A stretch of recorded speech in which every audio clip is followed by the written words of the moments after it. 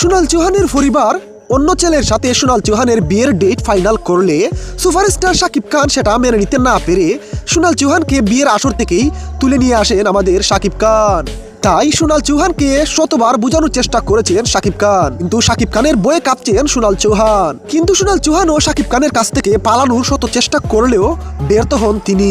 চার দেয়ালের মধ্যে বন্দী হয়ে তিলে তিলে শেষ হয়ে যাচ্ছেন সোনাল চৌহান। আর এদিকে শাকিব খানেরও মন খারাপ, আর ভাবছেন সোনাল চৌহানকে তুলে নিয়ে আসাটা কি ঠিক হয়েছে কিনা। এসব ভাবতে ভাবতে শাকিব খানও তিলে তিলে ভেতর থেকে শেষ হয়ে যাচ্ছেন। ভাই রে ভাই, না জানি পুরো দরদ সিনেমা কেমন হবে। তাই প্রিয় সম্মানিত ভিউয়ার্স, কেমন চমক নিয়ে আসছে দরদ সিনেমা, আপনার মতামত জানাতে ভুলবেন না।